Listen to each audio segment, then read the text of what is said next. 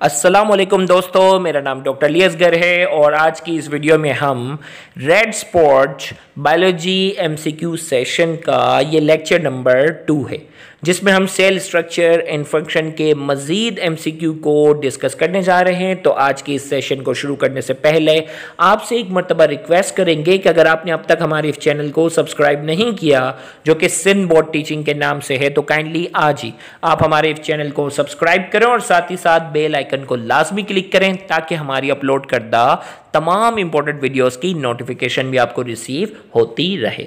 तो आज का सबसे पहला एमसीक्यू आपके पास है। एज यूजुअल मैं आपको बताता चलूं कि हर एमसीक्यू का आंसर देने के लिए आपके पास 30 सेकेंड है। 30 सेकेंड के अंदर अंदर आप इस एमसीक्यू का आंसर जो आपको लग रहा हो लाइव चैट कमेंट सेक्शन में आप लिख दें और बाकी रिमेनिंग 30 सेकेंड के बाद मैं इस एमसीक्यू को एक्सप्लेन भी करूंगा और इसका करेक्ट आंसर भी बताऊंगा। तो आइए सबसे पहला हमारे पास जो इसका सवाल है, some cellular organelles are bounded by a single membrane while other organelles have two membrane around them, which one of the following is correct? हमें कहा जा रहा है कुछ सेलुलर ऑर्गेनेल्स है ना, उनके अराउंड जो है वो एक ही मेम्ब्रेन होती है, जबकि कुछ सेलुलर ऑर्गेनेल जो होते हैं उसके अराउंड डबल मेम्ब्रेन होती है। Which one of the following is correct? इनमें से कौन सा जो है वो करेक्ट है? अब देखें भाई, चार ऑप्शन हमारे पास है, option A B C D. अब देखें, पहला जो बॉक्स बना हुआ है वो कह रहा है सिंगल मेम्ब्रेन वाला, दूसरा जो बॉक्स है वो रिप्रेजेंट कर रहा है डबल मेम्ब्रेन को। तो हमें बताना है कि इनमें से कौन सा ऑप्शन जो है वो करेक्ट है। जैसे ऑप्शन ए में कहा जा रहा है टोनोप्लास्ट और लाइसोसोम जो हैं दोनों सिंगल मेम्ब्रेन होती है इनके पास, जबकि डबल मेम्ब्रेन जो है वो न्यूक्लियस और क्लोरोप्लास्ट के पास है।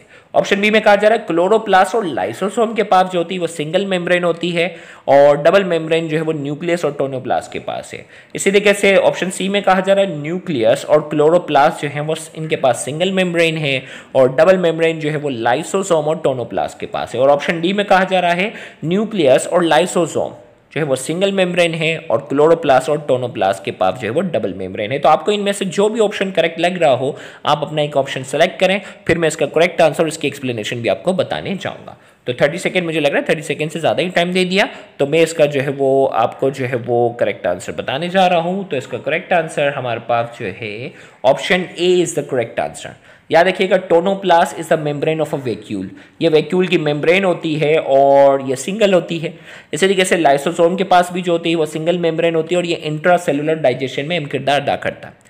जबकि डबल मेम्ब्रेन की बात करते हैं, न्यूक्लियस का अगर आपने लेक्चर अगर अच्छे से सुना हुआ हो हमारा तो आपको मालूम होगा न्यूक्लियस के अराउंड जो है वो डबल मेम्ब्रेन होती है और सेम इसी तरीके से क्लोरोप्लास्ट की भी अराउंड डबल मेम्ब्रेन होती है। लिहाजा इस एमसीक्यू का जो करेक्ट आंसर हमारे पास जो है वो option A is the correct answer, जिसमें टोनोप्लास्ट और लाइसोसोम के पास सिंगल मेम्ब्रेन है जबकि न्यूक्लियस और क्लोरोप्लास्ट के पास डबल मेम्ब्रेन है। अगले एमसीक्यू की तरफ हम बढ़ते हैं और अगला एमसीक्यू हमारे पास जो है, the diagram below shows some of the structure in an animal cell. Diagram है जिसमें कुछ जो है वो स्ट्रक्चर को जो है वो लेबल किया गया है ए बी सी और डी।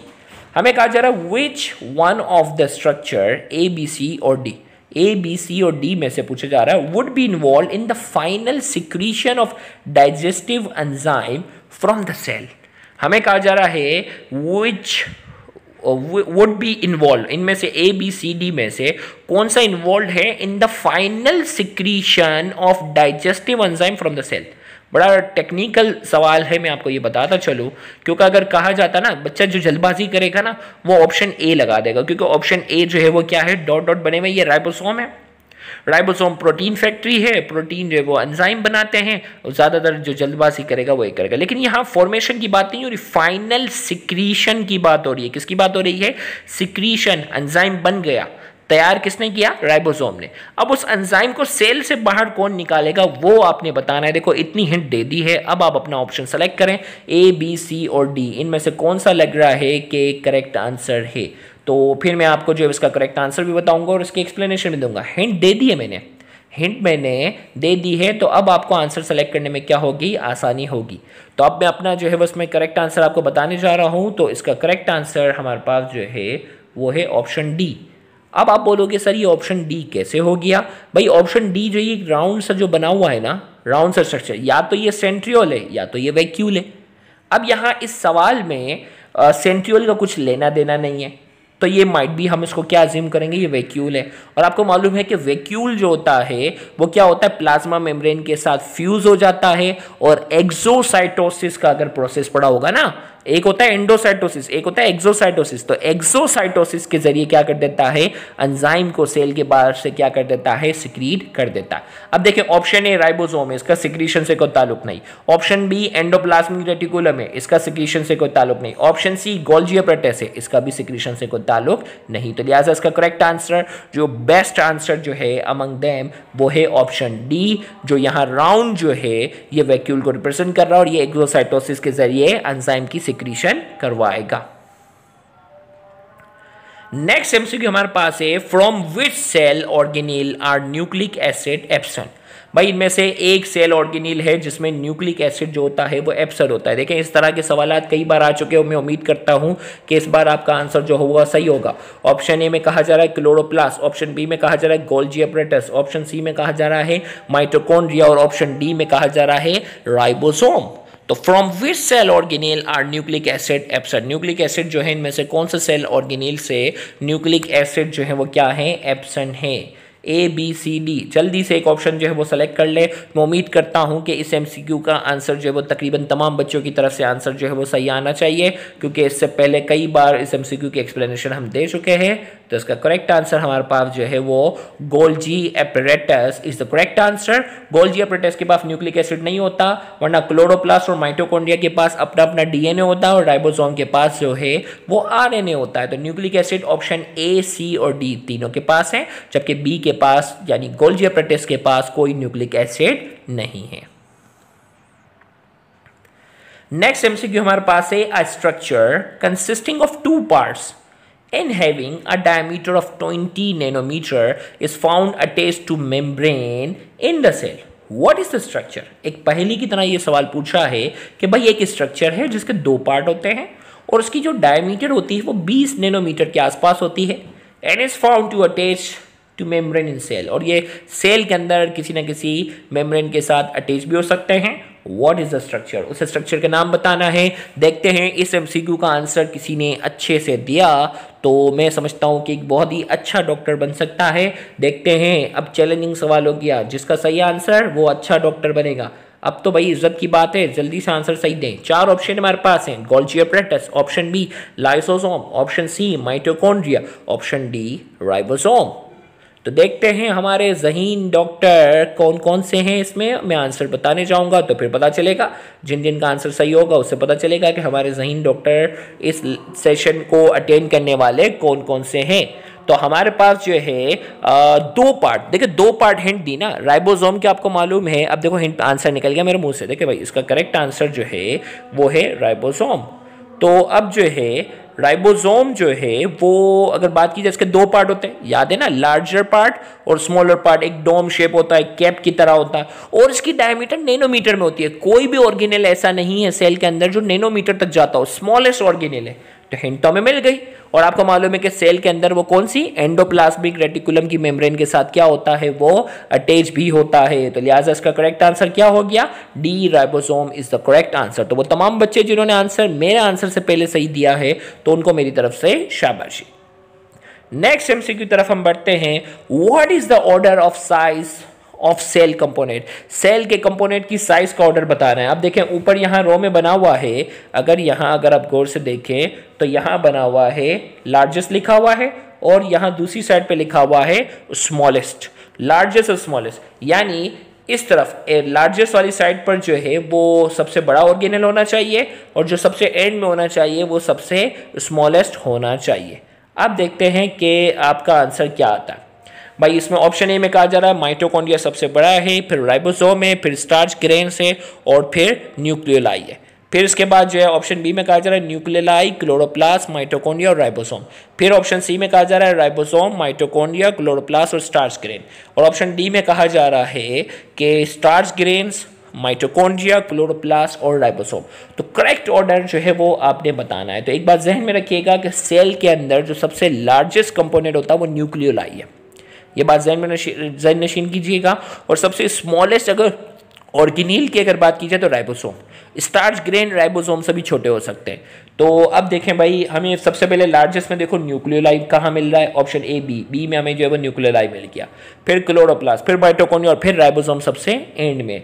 तो हमारे पास जो करेक्ट आंसर जो इस एमसीक्यू का है वो क्या है, करेक्ट आंसर हमारे पास इस एमसीक्यू का जो है वो option B is the correct answer. Nucleoli सबसे लार्ज है, फिर क्लोरोप्लास्ट है, फिर माइटोकॉन्ड्रिया और फिर क्या है, राइबोसोम है। तो option B is the correct answer. Next MCQ की तरफ बढ़ते हैं। Cell without nucleoli die because they do not possess. भाई अगर न्यूक्लियोलाई सेल के अंदर ना हो ना, सेल मर जाएगा। सेल न्यूक्लियोलाई के बगैर क्या हो जाता है, मर जाता है, बिकॉज दे डू नॉट, इनके पास क्या चीज नहीं होती। ऑप्शन ए में कहा जा रहा है सेंट्रियोल, ऑप्शन ए में कहा जा रहा है centriole and are unable to undergo cell division. Option B में कहा जा रहा है lysosome and are unable to destroy worn out organelle.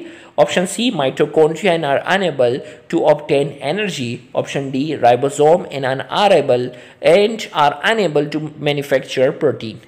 भाई अगर सेल के पास न्यूक्लियोलाई नहीं होगा तो एक चीज़ नहीं होगी और वो फला फंक्शन परफॉर्म नहीं कर सकेगा। देखते हैं इस एमसीक्यू का आंसर भी हमारे जो ज़हीन बच्चे होंगे, जो ज़हीन डॉक्टर बनने जा रहे हैं, मैं समझता हूँ वो भी इसका आंसर जो है वो करेक्ट दे सकते हैं, क्योंकि इससे पिछले एमसीक्यू में इस तरह की एक्सप्लेनेशन आई थी। तो A B C D 4 option आपके पास है। जल्दी से लाइव चैट कमेंट सेक्शन में अपना आंसर सेलेक्ट कर लें। तो मैं उम्मीद करता हूँ आपका आंसर जो है वो, उम्मीद करता हूँ कि हमारे सारे ज़हीन बच्चों का आंसर जो है वो करेक्ट होगा। तो इसका मैं करेक्ट आंसर बताने जा रहा हूँ। करेक्ट आंसर इसका हमारे पास जो है ऑप्शन डी, ऑप्शन डी, क्योंकि न्यूक्लियोलाई जो है वो क्या बनाता है, राइबोसोम। और सेल के अंदर जो प्रोटीन फैक्ट्री, प्रोटीन बनाने का जो काम है वो अल्लाह ताला ने राइबोसोम के जिम्मे रखा हुआ है। तो अगर सेल के पास न्यूक्लियोलाई नहीं होगा तो राइबोसोम नहीं बनेंगे, राइबोसोम नहीं बनेगा तो सेल के अंदर प्रोटीन नहीं बनेगा, प्रोटीन नहीं बनेगा तो सेल मर जाएगा। चलें भाई, तो करेक्ट आंसर इसका जो था वो डी था। नेक्स्ट हमारे पास है what is the function of nucleoli. Nucleoli का फंक्शन क्या है, बहुत ही आसान। ऑप्शन ए में कहा जा रहा है the formation and break down of nuclear membrane. Option B the formation of centromere. Option C the formation of ribosome. Option D में कहा जा रहा है the organisation of the spindle during nuclear division. यार इसका तो आंसर दे दो यार, बिल्कुल ही आसान, अभी अभी डिस्कस हुआ।